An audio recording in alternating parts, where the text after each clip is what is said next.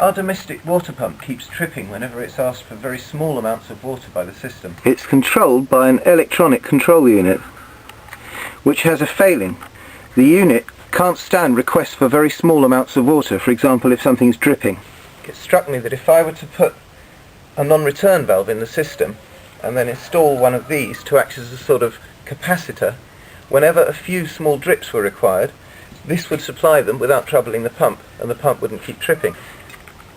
This ball contains a giant rubber balloon, very thick, very strong.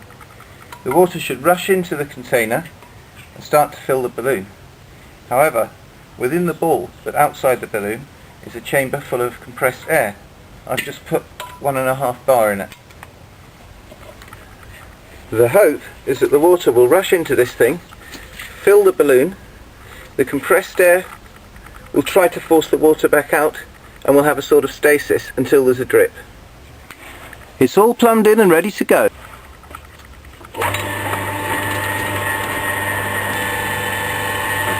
Can hear it filling up, and no leaks. That's good.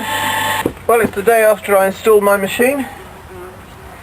Woke up this morning and the pump had tripped. I'm heartbroken. I thought I'd sussed it. So now I'm just sitting here racking my brains, trying to work out where my theory's wrong. Is my theory wrong? The theory's quite straightforward. We've got a well which feeds a pump, and the pump has one foible.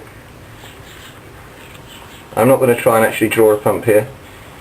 The pump has one foible, which is that it trips if asked for very small amounts of water. For example, a dripping tap will trip it. If you turn the tap on, it won't trip. So what I've done is install a reservoir with a rubber balloon to pressure, and this chamber is full of compressed air. Here there's a non-return valve.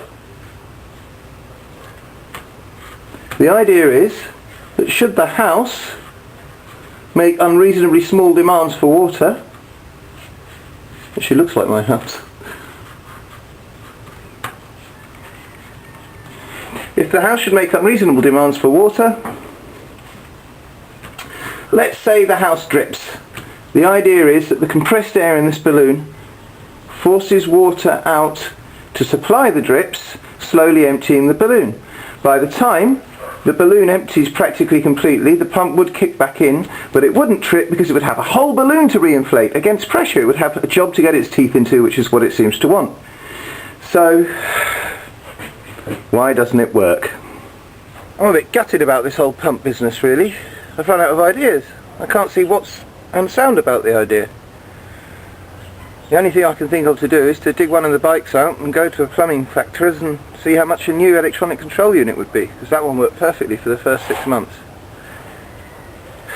I'm just reluctant to give up on a good idea. The theory's sound. Why doesn't it work?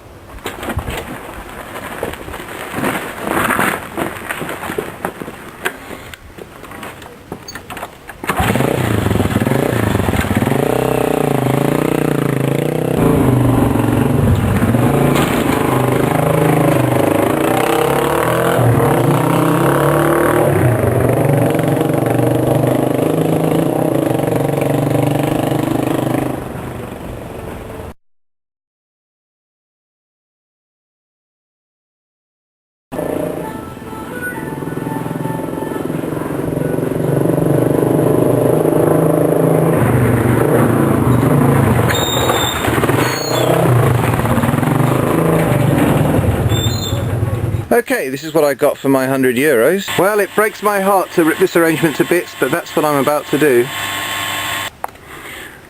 I like the way the guy, when he sold me the press control, looked very solemn and serious and said, "Don't forget the earth." And I nodded, equally solemnly. We both knew that as soon as I got home I was going to snip the earth off and fit a plug like everyone else so I can plug it straight in.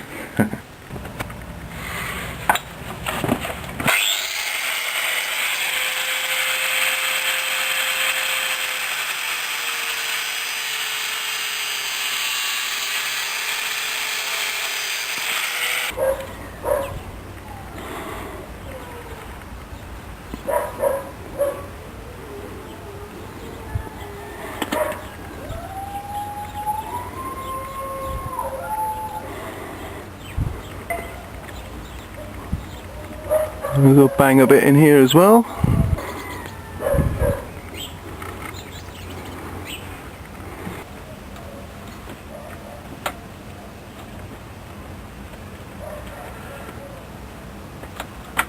That's it.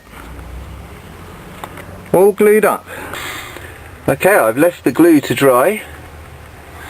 There's only a couple of joints there. Let's plug it in and see if it works. It's pumping. And it's not leaking. Right. As you can see, water comes out the tap alright. If I turn the tap off, however, until the pump cuts out, then I try and turn the tap back on again, the pump's tripped.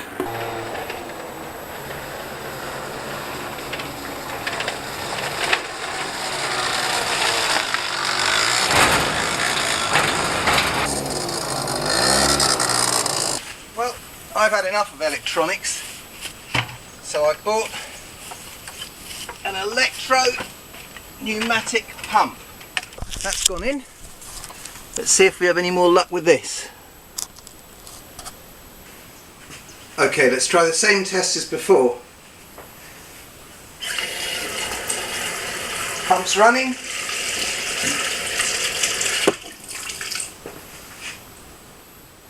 Pump stopped. Will it have tripped? No.